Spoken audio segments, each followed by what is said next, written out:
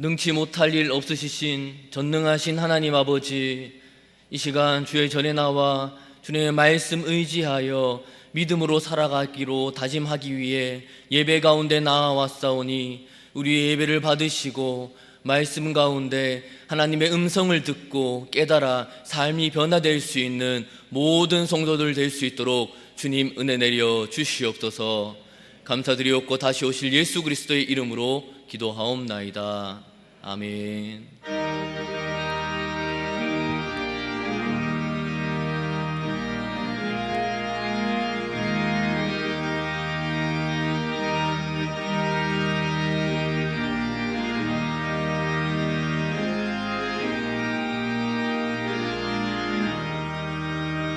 예수 앞에 나오면 죄사함 받으며 주의 품에 안기어 편히 쉬리라. 우리 주만 믿으면 모두 구원 얻으며 영생 복락 멸류관 확실히 받겠네. 예수 앞에 나와서 은총을 받으며 마음의 기쁨 넘치어 감사하리라. 우리 주만 믿으면 모두 구원 얻으며 영생 복락 멸류관 확실히 받겠네. 예수 앞에 설 때에 흰 옷을 입으며 밝고 빛난 내 집에 길이 살리라. 우리 주만 믿으면 모두 구원 얻으며 영생 복락 멸류관 확실히 받겠네. 거룩하신 하나님, 하나님의 은혜를 간구하는 심령으로 하나님을 찬양하고 기도할 수 있는 자리로 이 시간 이끌어 주신 은혜에 감사를 드립니다. 하나님 아버지, 저희들은 항상 하나님을 기쁘시게 하는 삶을 살고자 노력하오나 그러나 때때로 넘어지고 원망하며 말씀대로 살아가지 못한 저희들의 부족함과 허물을 고백하오니 용서하여 주옵소서. 항상 하나님의 눈높이와 순종하지 못하는 저희들의 행실과 부족함을 지혜로운 모습으로 변화될 수 있도록 늘 성령 하나님 도와주시옵소서. 하나님 아버지, 저희 교회가 복음 증거의 사명을 감당하고 부족한 우리 심령들에게 산 소망을 가지고 세상에 맞서 담대하게 살아갈 수 있도록 우리 교회를 들어 사용하여 주셔서 감사를 드립니다. 그 역할을 감당하시는 세우신 목사님, 지금 안식월 중에서도 마음의 평안함을 늘 허락하여 주시옵고 육체의 연약한 부분을 늘 강건하게 어루만져 주시사 주의 사명을 감당하기에 부족함이 없도록 도와주시옵소서. 하나님 아버지, 코로나 환난 가운데서도 저희들을 지켜주시고 믿음 잃지 않도록 도와주시고 가정과 사업장을 지켜주신 은혜에 감사를 드립니다. 이 평안함이 깨어지지 않도록 코로나를 물리쳐 주시고 우리의 맡은 사명과 직분을 잘 감당할 수 있도록 도와주시옵소서.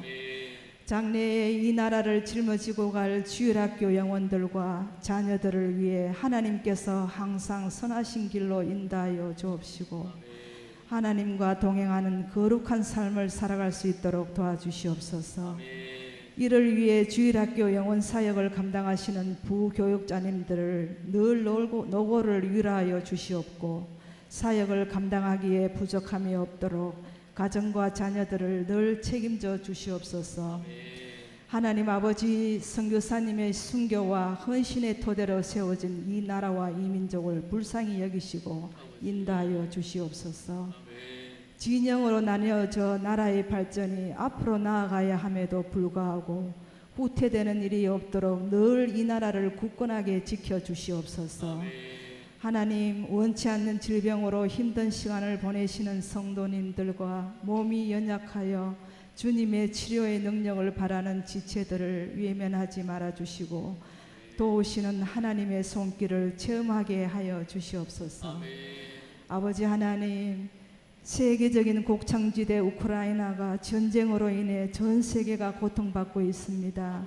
하루속히 러시아가 자국 이익을 포기하고 세계 평화를 위해 전쟁이 종식될 수 있도록 전쟁은 하나님께 속한 것이니 하나님이 간섭하여 주시옵소서. 오늘 예배 말씀을 전하시는 유 목사님, 항상 열정적이고 진심 어린 설교가 우리들을 감화시키기에 부족함이 없도록 도와주시고 하나님께 크게 쓰임 받을 수 있도록 도와주시옵소서. 마리아 찬양대의 정성어린 찬양이 하나님과 저희들에게 기쁨의 찬양이 되게 하여 주시옵소서. 이 모든 말씀 거룩하신 예수님의 이름으로 기도드리옵나이다. 아멘.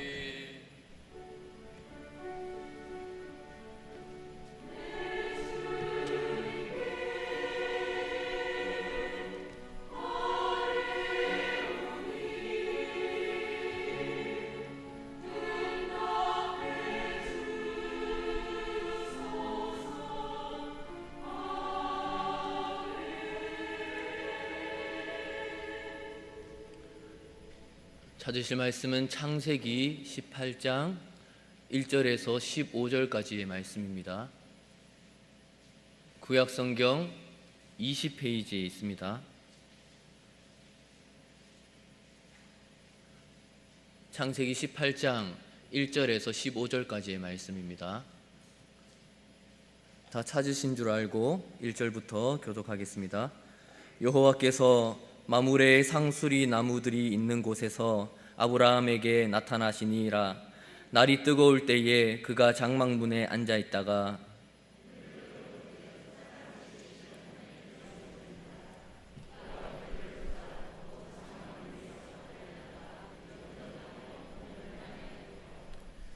이르되 내 주여, 내가 주께 은혜를 입었사오면 원하건대 종을 떠나 지나가지 마시옵고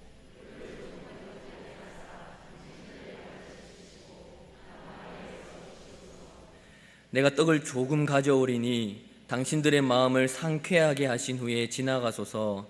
당신들이 종에게 오셨음이니이다. 그들이 이르되 네 말대로 그리하라.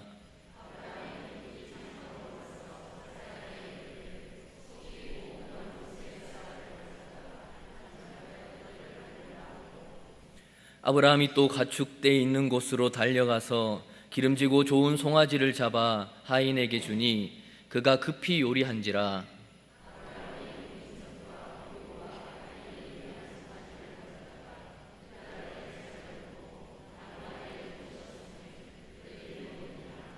그들이 아브라함에게 이르되 네 아내 사라가 어디 있느냐? 대답하되 장막에 있나이다.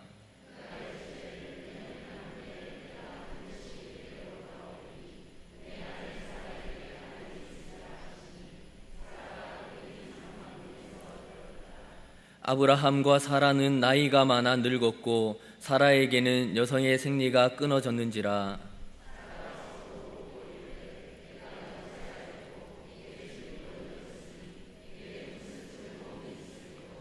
여호와께서 아브라함에게 이르시되 사라가 왜 웃으며 이르기를 내가 늙었거늘 어떻게 아들을 낳으리요 하느냐.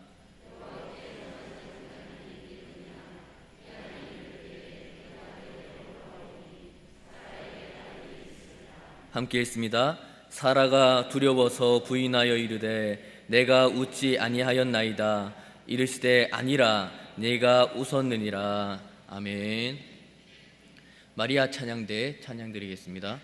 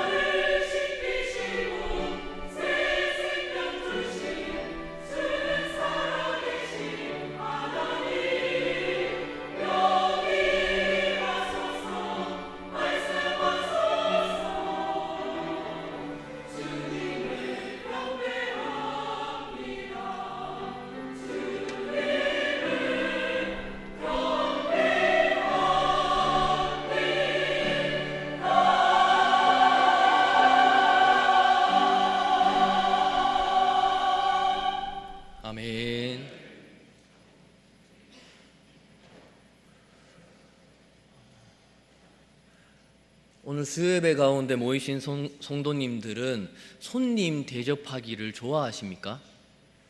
사람마다 다를 것 같습니다. 어떤 사람은 집에 사람을 초청해서 같이 식사로 교제하고 섬기는 것을 좋아하는 사람도 있을 것이고, 어떤 사람은 개인적인 공간이기 때문에 꺼려하는 사람들도 분명히 있을 겁니다.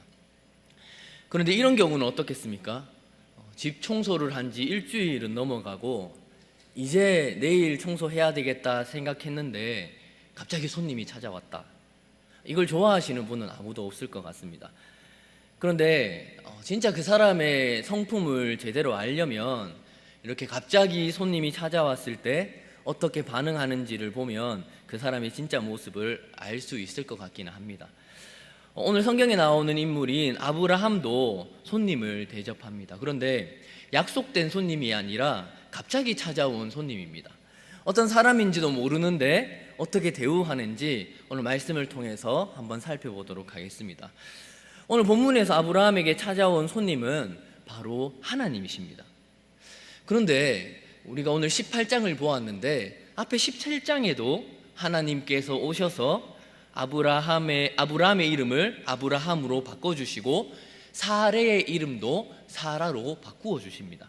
그리고 언약의 표징으로 할례를 하도록 하십니다.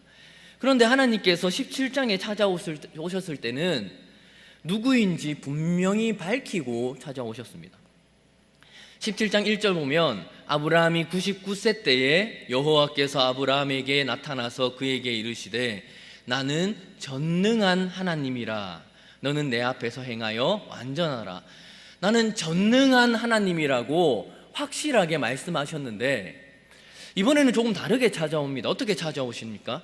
세 사람 중에 한 사람의 모습으로 찾아옵니다. 1절에서 여호와께서 혼자 찾아오신 것처럼 되어 있는데 2절에 보면 사람 셋이라고 나옵니다. 그리고 3절에서는 주여 주께 은혜를 받았다고 말하는데 한 명과 대화를 합니다. 1절에서는 단수로, 2절에서는 복수로, 3절에서는 단수로, 4절에서 9절까지는 세 사람으로 당신들, 그들이라고 다 복수로 나옵니다. 결론이 뭡니까? 여호와께서 찾아오시기는 찾아오시는데 분별하기 힘든 방법으로 찾아오셨다는 말입니다. 그러면 왜 하나님께서 이렇게 애매하게 확실하지 않고 애매한 방법으로 찾아오셨겠습니까? 히브리서 13장을 보면 부지 중에 천사를 대접한 이들이 있다고 합니다. 무슨 말씀입니까? 아브라함은 현재 정확히 하나님이신 줄 모르지만 그 모르는 어떤 사람에게 대접하고 있습니다. 우리 성도님들, 만약에 하나님께서 우리 성도님들 앞에 누군지 분명히 알도록 오신다면 어떻게 하시겠습니까? 당연히 극진히 대접하실 겁니다. 우리 목사님만 집에 오신다고 하시더라도 우리 성도님들은 극진히 모시려고 하실 텐데 천지를 창조하시고 지금도 역사하시는 전능하시고 전지한 그 하나님께서 직접 나에게 오신다고 하시면 오죽하시겠습니까? 하나님이신 줄 알도록 오시면 누구든지 잘 대접할 겁니다. 17장 초반에 하나님께서 나타나셨을 때 아브라함이 어떻게 했는지 기억나십니까? 17장 3절에 바짝 엎드려서 맞이했습니다. 하지만 우리가 알아야 할 사실은 하나님께서 그렇게 다 알도록 나타나실 때도 있지만 사람들 사이에 잘 구별이 안 되도록 나타나실 때도 분명히 있다는 사실을 아셔야 합니다. 그래서 우리는 우리의 삶 속에서 아무 관계없는 사람에게조차 선대하는 것이 참 중요합니다. 이 아브라함에게 하나님께서 언제 찾아오십니까? 대낮에. 요즘에 너무 덥지 않습니까? 이 정도 더운데도 밖에 나가기가 꺼려지는데 이 중동 지방은 어떻습니까? 한낮에는 거의 아무도 다니지 않고 그냥 잠자는 오침 시간으로 법적으로 정해져 있을 만큼 더운 지역입니다. 그런 더운 시간에 아브라함은 이 누군지도 모르는 사람들을 부지 중에 영접하고 있는 상황입니다. 아브라함이 천사인지 하나님인지 누구인지 분명하게 알지 못하는 상황에서 최선을 다해서 섬기는 모습을 볼 때 아마 평소에 다른 사람들을 대접하고 섬기는데 인색하지 않았을 것이 분명합니다. 그리고 평소에도 그런 삶을 사는 아브라함에게 하나님께서는 사람의 모습으로 사람들 사이에 부분하기 힘들게 오셔서 다시금 약속을 하시는 모습이 바로 오늘 본문의 모습입니다. 그렇게 사람의 모습으로 두 천사와 함께 오신 하나님을 아브라함은 부지 중에 최선을 다하여서 섬깁니다. 물론 그 시대에 그 지방 사람들도 관습적으로 지나가는 나그네들을 섬깁니다. 더운 사막 지역에서 서로를 배려해서 살아가는 삶의 방식이라고 할 수 있습니다. 그런데 신기한 부분이 있습니다. 아브라함은 이 나그네 세 사람을 선대하는데 신기하게도 당시의 풍습과 일반적인 방법을 넘어서는 방법으로 선대합니다. 2절에서 몸을 땅에 굽혀, 3절에서는 자기를 종이라고 칭합니다. 대충 영접하지 않습니다. 4절에 보면 발을 씻어줍니다. 발은 직접 씻어주리지는 않을 수도 있지만 그만큼 최선을 다해서 섬겼다는 말입니다. 그 당시 중동 지방에는 손님이 다른 집에 가면 먼저 발을 씻습니다. 그런데 이 발을 씻어주는 일은 제일 낮은 사람이 종들이 했던 일입니다. 예수님께서도 제자들의 발을 씻겼습니다. 왜 씻겼습니까?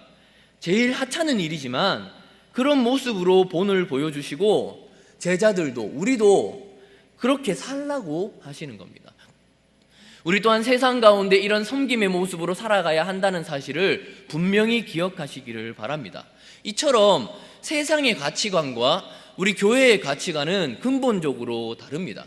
세상에서는 공부를 잘하고 리더가 되고 부자가 되는 것을 최고로 여기지만 성경에서는 이렇게 계속해서 낮아지고 섬기는 종의 모습을 우리에게 본으로 보여주십니다. 왜 그렇겠습니까? 결국에 하나님이신 예수 그리스도께서 그 낮고 낮은 우리 인간의 자리로 내려오셔서 우리의 죄를 대속하시기까지 낮아지셨기 때문입니다. 그런데 그렇게 낮아지는 것으로 끝입니까? 절대 아닙니다.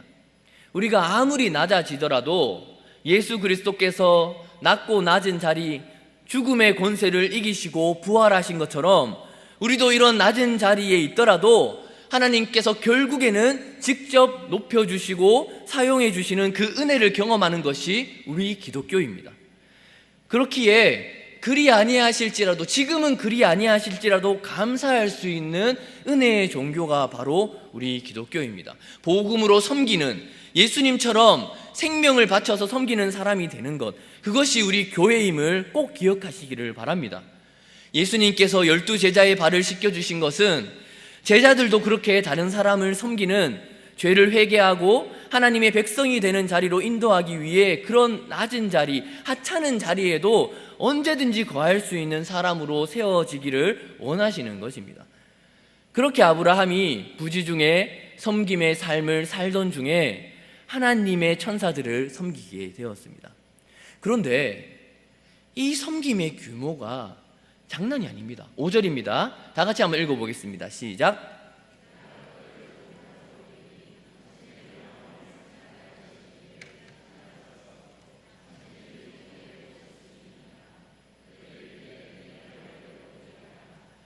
오절에 보면 아브라함이 떡을 조금 가져올 테니 이 더운 낮에 상쾌하게 지나가시기 바랍니다 라고 합니다. 우리나라는 동방예의지국이라서 어른들에게 예의상 말을 많이 합니다. 그런데 먼저 드시라고 말하기는 하지만 사실 그러면 안 되지만 말만 하는 경우도 참 많습니다. 그런데 아브라함은 예의상 드시라고 말만 하는 것이 아니라 진심으로 천사들을 섬기고 있습니다. 6절에 보면 고운 가루 3스와를 가져다가 반죽하여 떡을 만들라고 합니다. 한 스와가 얼마입니까? 한 스와는 2갤런이라고 합니다. 7.3리터 정도의 양이라고 합니다.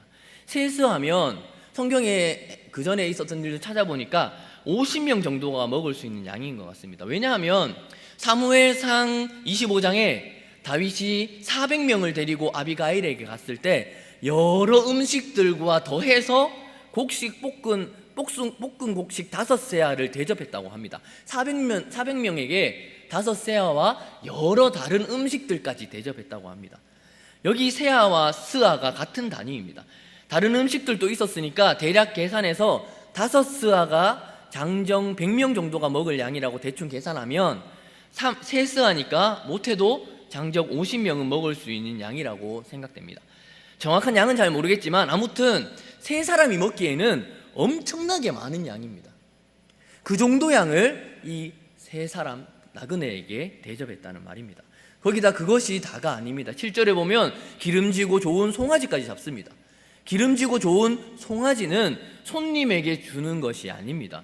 송아지는 키워야지, 송아지를 대접하는 것은 정말 아주 귀한 사람에게 주는 극진한 대접이라고 생각하면 됩니다. 그러면 이렇게 이야기하는 사람들이 분명히 있을 것 같습니다. 아브라함이니까 그렇지요.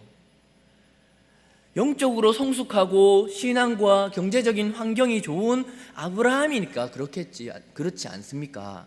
맞습니까? 그럼 지금 이 아브라함의 영적인 상황이 어떻습니까? 아브라함의 영적인 제일 중요한 요소가 무엇입니까? 자녀입니다. 자녀의 약속을 거의 포기했습니다. 이제 하나님의 약속이 자기 자녀를 통해 이루어질 것을 거의 포기한 것과 같은, 너무 오래 기다려서 영적으로 너무나도 답답한 상황이었습니다. 17장에서 분명히 약속을 다시 세워주시고 할례까지 가족들에게 행했음에도 아무런 징조조차 없는 어려운 상황입니다. 그런데 그럼에도 불구하고 나그네들에게는 여전히 선을 행하고 그것도 엄청나게 풍성하게 먹이고 있습니다. 8절에는 엉긴 젖, 무엇입니까? 치즈, 요거트 같은 것을 먹이고 있습니다. 디저트까지 준비해가지고 섬기고 있습니다. 그런 아브라함에게 어떤 일이 일어납니까? 8절에 보면 그들이 먹었다고 합니다. 천사들이 먹었다고 합니다. 사실 그냥 보면 넘어갈 수 있지만 이게 얼마나 큰 은혜인지 아십니까? 제가 철야 때 사사기를 보고 있는데 천사를 대접한 사람들이 사사기에 나옵니다.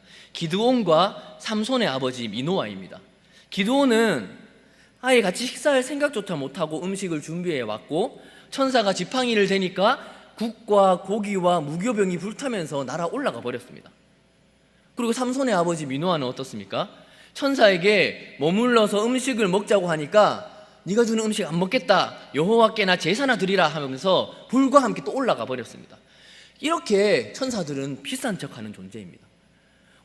근데 그런 천사들이 오늘 아브라함과 함께 먹었다라고 합니다. 이게 무슨 말입니까? 우리 성도들이 진정으로 하나님을 믿고 세상과 교회 가운데 최선을 다하여 섬긴다면 그것이 부지 중에 오신 하나님을 섬기고 계신 것과 같다는 말입니다. 섬길 수 있는 기회 놓치지 마시기 바랍니다.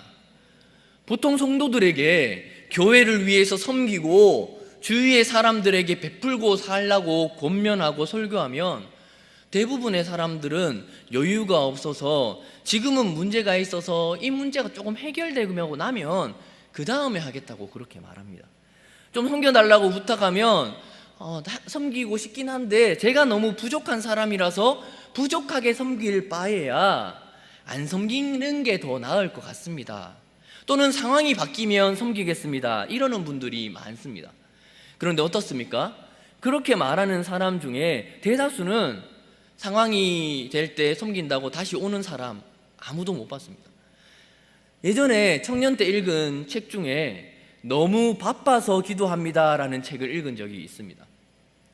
정말 힘들고 여력이 없는 가운데 바쁘게 살고 계십니까? 그때가 기도할 때입니다. 그때가 주님의 일할 때입니다. 피치 못하게 빠지더라도 최선을 다해서 섬기고 빠진 만큼 더 미안한 만큼 더 잘하려고 노력하고, 오히려 이렇게 잘 섬길 수 없는 나를 사용해 주시는 것에 감사하고 내가 맡은 자리에 충성을 다하는 것, 그것이 섬김입니다. 여유가 없더라도 문제와 아픔을 그대로 가지고 감당하고 섬기는 것이 정말 선을 행하는 삶입니다. 그런 사람, 세상 사람들이 누릴 수 없는 천사와의 그 큰 교제를 경험하게 되실 겁니다. 성경의 어느 누구도 천사와 함께 이렇게 풍성한 교제를 누려본 사람이 없습니다. 오직 한 사람, 아브라함만이 천사들과 함께 이렇게 풍성한 교제에 식탁의 교제를 누렸습니다. 그것도 그 중에 누가 계십니까? 무려 여호와 하나님이 천사 사이에 계셨습니다. 우리 성도님들은 부지 중에 내가 대접해야 할 사람이 있다면 최선을 다하여 선대하시고, 교회에서 섬겨야 할 부분들이 눈에 보인다면 최선을 다하여 섬김으로 그 믿음 가지고 행하면서 하나님과 깊은 교제를 매일 누리고 사시는 우리 성도님들 다 되시기를 주님의 이름으로 축원합니다. 사실 오늘 본문에서 이 아브라함에게 천사들이 찾아온 주된 목적은 다른 곳에 있습니다. 다른 누구에게 있습니다. 누구에게 있습니까? 사라에게 있습니다. 사라에 대해서 한번 살펴보시기를 바랍니다. 먼저 사라는 아브라함을 통해서 이미 하나님의 약속하심의 말씀을 들었습니다. 17장에서 이름도 바꾸어 주시고 온 가족의 남자들이 할례를 하는데 모를 리가 없지 않겠습니까? 하나님께서 사라를 통해서 자녀를 낳게 해주실 것이라고 아브라함이 분명히 말했겠지만 믿지 않았는 것 같습니다. 그래서 이제는 거의 포기하고 이스마엘로 하자라고 생각하고 있습니다. 하나님은 그런 사라에게 그렇게 평생 모든 것을 가졌지만 하나님의 약속에 대해서는 불신하는 사라를 찾아서 오늘 사람 셋의 모습으로 하나님은 찾아오십니다. 그런데 참 신기한 부분이 있습니다. 본문으로 들어가 보면 깜짝 놀랄 내용이 나옵니다. 9절 함께 읽어보겠습니다. 시작.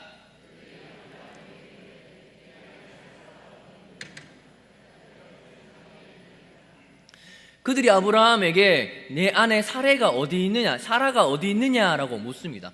혹시 이상한 거 안 느껴지십니까? 이들이 식사 교제를 나누면서 서로 통성면도 안 했는데 아내의 이름까지 이미 알고 있습니다. 그것도 사레에서 사라로 바뀐 지 얼마 되지도 않았는데 사라라고 정확하게 알고 묻습니다. 이제 진짜 하고 싶은 말을 하려는 것입니다. 어디에 있느냐라고 물으시는데 아브라함이 장막에 있다라고 대답합니다. 그런데 사라는 장막에 있는 것이 아니라 장막 문에서 엿듣고 있습니다. 10절 읽겠습니다. 그가 이르시되 내년 이맘때 내가 반드시 네게로 돌아오리니 네 아내 사라에게 아들이 있으리라 하시니 사라가 그 뒤 장막 문에서 들었더라. 이 사람은 사라의 이름을 알려주지도 않았는데 이미 사라의 이름을 알고 있고, 아브라함이 장막에 있을 거라고 했지만 장막 문 뒤에서 엿듣는 것을 알고 모르는 척 말을 하기 시작합니다. 내년 이맘때쯤 아들이 있을 것이다 라고 말합니다. 근데 여기 자세히 한번 살펴보시기 바랍니다. 사라는 내년에 아들이 있을 것이라는 사실을 여기서 처음 들었겠습니까? 아니면 이미 알고 있었겠습니까? 사라는 이미 분명하게 알고 있었습니다. 오늘 본문 앞장인 17장 21절 보겠습니다. 같이 읽겠습니다. 시작.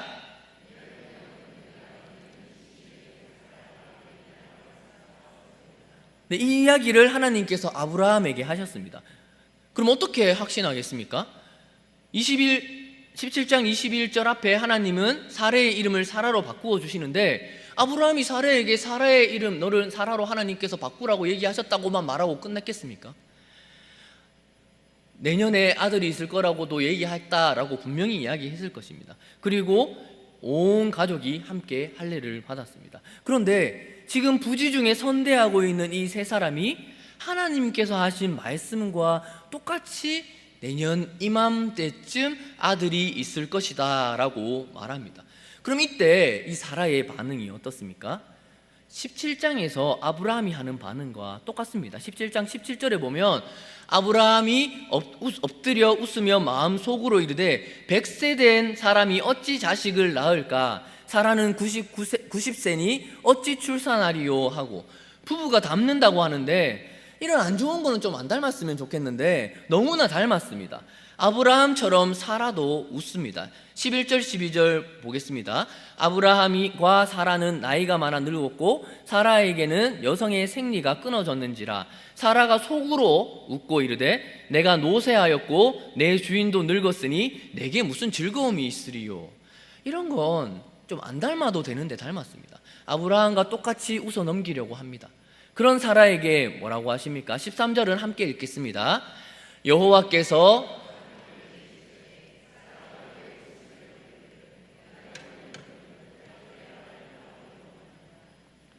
그런데 신기한 게 지금 사라가 어디 있습니까?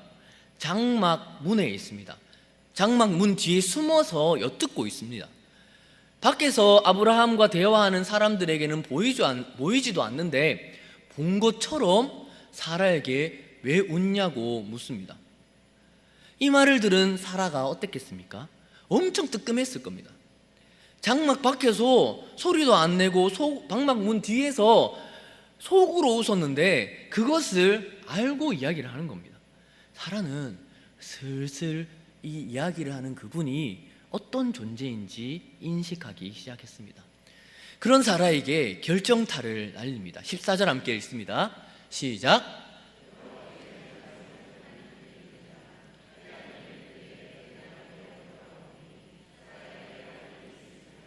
장막 문에 숨어서 엿듣고 있는 사라의 마음을 다 알고서 여호와께 능치 못할 일이 있겠느냐라고 말씀하십니다. 사라의 지금 상황이 어떻습니까? 나이가 90세가 되었습니다. 경수가 끊기고 정상적인 아이를 낳을 가능성이 없습니다. 그리고 약속을 받은 지도 오랜 시간이 지났습니다.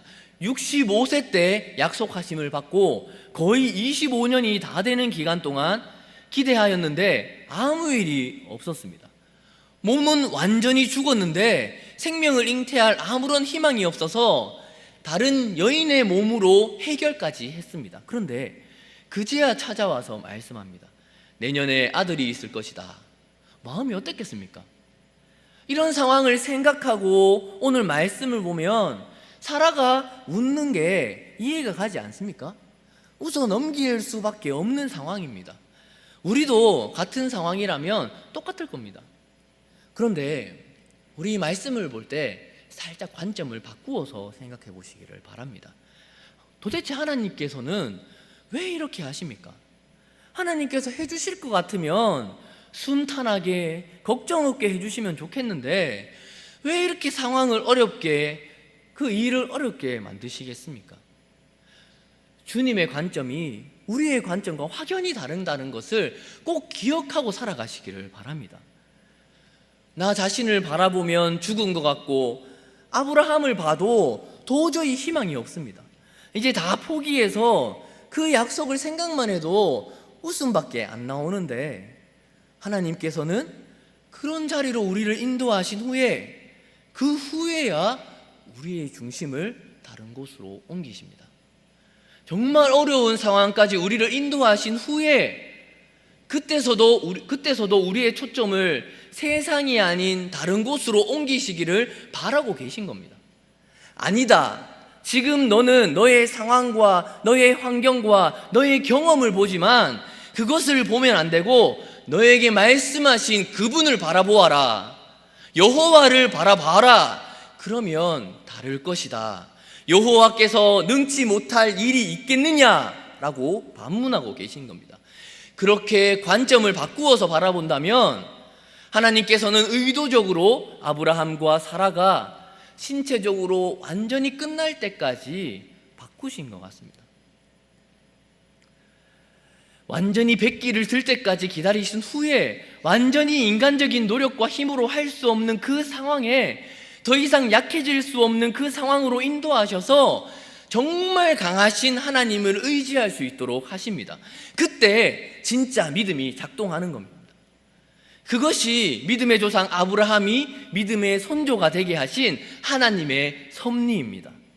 눈을 들어서 자신을 바라보지 말고 눈을 들어서 너에게 말씀하시고 약속해 주신 분이 누구신지 바라보고 그분께 믿음으로 반응하라고 요청하고 계신 것입니다. 완전히 포기한 사라에게 정말 하나님의 역사하심은 사람의 반응을 통해서 성취되는 것이 아니라 능력 있는 하나님, 그 하나님의 신실하심의 기준이 있다는 것을 보여주십니다. 의심하는 도마에게 예수님께서 어떻게 하십니까? 옆구리에 손을 만지게 하신 후에야 예수님께서는 보지 않고 믿는 것이 복되도다 라고 말씀하십니다. 내가 한번 경험해 봐야, 실패해 봐야 하나님의 일이 절대 실패함이 없는 것을, 오직 하나님을 의지하여야만 실패함이 없는 것을 알고 신뢰하며 나아가게 된다는 말입니다. 우리에게 영광은 무엇입니까? 우리의 삶의 모습이 세상적인 눈으로 바라보게 될 때에는 어리석어 보이더라도, 세상 사람들이 우리를 보면서 바보 같다고 조롱하더라도, 그럼에도 우리는 지금은 당장 어리석어 보이더라도 하나님의 약속하심을 신뢰하고 살아갈 때 언젠가 그것이 지혜로운 일이었음을 분명하게 드러내고 알게 될 것이기에 그것이 우리에게 영광인 것입니다.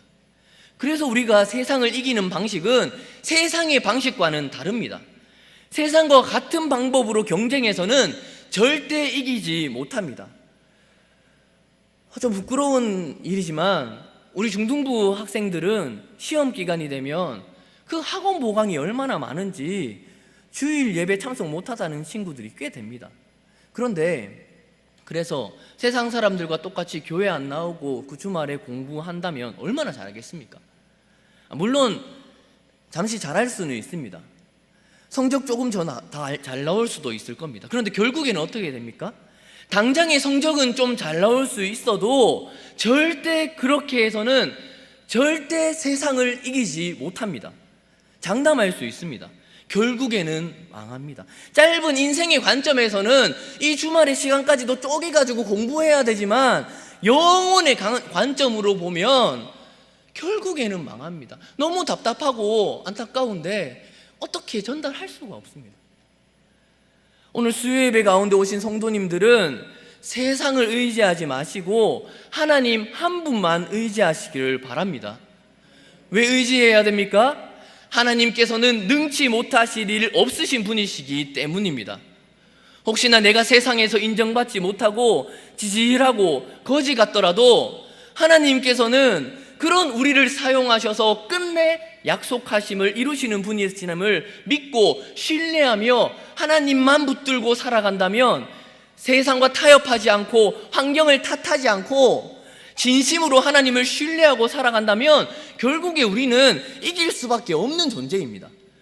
세상 사람들처럼 모으고 아끼고 꽉 쥐고 있으면서 자신의 부를 불리는 것이 아니라 아브라함처럼 부지 중에 온 사람들이더라도 나눠주고 사용하고 다 주면서 다른 사람을 선대할 때 내가 선대한 그 사람 중에 여호와께서 계실 수 있습니다. 인간의 방법으로는 완전히 불가능한 일을 나의 선대하심을 통하여 여호와께서 능치 못하실 일 없는 그 여호와께서 다 해결해 주신다는 것을 삶에서 경험하며 사는 것이 성도의 삶입니다. 사랑하는 성도 여러분, 혹시나 내가 약하고 부족하다 느낄 때 그때가 정말 하나님을 신뢰하고 약속 붙들고 말씀대로 살아갈 수 있는 기회입니다. 말씀대로 한번 살아보시기를 바랍니다. 하나님께서 돕는지 안 돕는지 한번 경험해 보시기를 바랍니다. 그 가운데 전능하신 하나님을 분명히 누리실 수 있겠습니다. 누리실 수 있습니다. 전능하신 나의 주 하나님은 능치 못하실 일 전혀 없네. 우리의 모든 간구도 우리의 모든 생각도 우리의 모든 꿈과 모든 소망도 신실하신 나의 주 하나님은 로움 바꿀 수 있네. 불가능한 일 행하시고 죽은 자를 이기시니 그를 이길 자 아무도. 다시 한번 찬양하겠습니다. 전능하신 나의 주 하나님은 지 못하실 일 전혀 없네. 우리의 모든 간구도 우리의 모든 생각도 우리의 모든 꿈과 모든 소망도 신실하신 나의 주 하나님은 우리의 모든 괴로움 바꿀 수 있네. 불가능한 일 행하시고 죽은 자를 일으키시니 그를 이길 자 아무도 없네. 주의 말씀 의지하여 깊은 곳에 금을 던져 오늘 그가 놀라운 일을 이루시는 것 보라. 주의 말씀 의지하여 믿음으로 금을 던져 믿는 자에게 능치 못한 주의 말씀 의지하여 주의 말씀 의지하여 깊은 곳에 금을 던져 오늘 그가 놀라운 일을 이루시는 것 보라. 주의 말씀 의지하여 믿음으로 금을 던져 믿는 자에게 능치 못함 없네. 정말 이 세상에서는 안 될 것 같아도 전능하신 하나님 의지한다면 됩니다. 결국에는 이깁니다. 그 하나님의 이김이 있기에 우리가 성도가 이 세상 담대히 살아갈 수 있습니다. 그 사실을 기억하며 항상 승리하심을 누리시는 모든 성도님들 되시기를 주님의 이름으로 축원합니다. 사랑이 많으신 하나님 아버지, 이 시간 말씀 가운데 하나님께서 역사하심을 봤습니다. 아브라함이 부지중에 선대함을 통하여 그 가운데 하나님이 계시고 하나님께서 함께 하시고 하나님과 함께 누릴 수 있는 은혜를 베푸셨고, 또한 내 힘으로 될 수 없고 인간의 눈으로 절대 할 수 없는 일임에도 하나님께서 친히 찾아와셔서 우리와 교제하시고 우리가 할 수 있음을 능력 주시고 힘 주시며 감당할 수 있게 하여 주시는 분이심을 봤사오니, 우리의 삶 가운데도 내가 살아가면서 선대하는 그 일들을 통하여 하나님의 역사하심을 보고 체험하고 느끼며 살아갈 수 있는 모든 성도들 다 될 수 있도록 주님 은혜 내려 주시옵소서. 감사드리옵고 다시 오실 예수 그리스도의 이름으로 기도하옵나이다. 아멘.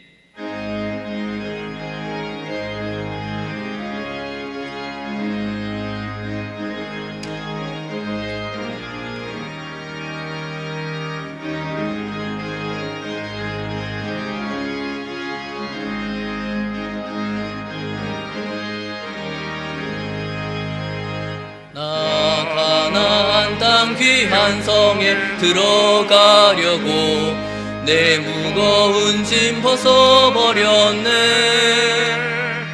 죄 중에 다시 방황한 일 전혀 없으니 저 생명 시냇가에 살겠네. 길이 살겠네, 나 길이 살겠네. 저 생명 시냇가에 살겠네. 길이 살겠네, 나 길이 살겠네. 저 생명 시냇가에 살겠네. 그 불과 구름 기둥으로 인도하시니 나 가는 길이 형통하겠네. 그 요단강을 내가 지금 건넌 후에는 저 생명 시냇가에 살겠네. 길이 살겠네, 나 길이 살겠네. 저 생명 시냇가에 살겠네. 길이 살겠네, 나 길이 살겠네. 저 생명 시냇가에 살겠네. 내 주린 영혼 만나로서 먹여주시니 그 양식 내게 생명 되겠네. 이후로 생명 양식 주와 함께 먹으며 저 생명 시냇가에 살겠네. 길이 살겠네, 나 길이 살겠네. 저 생명 시냇가에 살겠네. 길이 살겠네 나 길이 살겠네 저 생명 시냇가에 살겠네. 지금은 우리 주 예수 그리스도의 은혜와 우리 하나님 아버지의 무한하신 사랑하심과 성령님의 위로 교통 능력의 역사하심이 말씀 가운데 세상의 사람들을 대접하며 살아가는 말씀 가운데 선대하기로 결심하고 다짐하며 그 가운데 하나님을 만나며 하나님의 풍성함을 누리기로 결단하고 다짐하는 우리 모든 성도님들의 머리 위에 그 가정과 업 위에 지금으로부터 영원토록 함께 있을지어다. 아멘.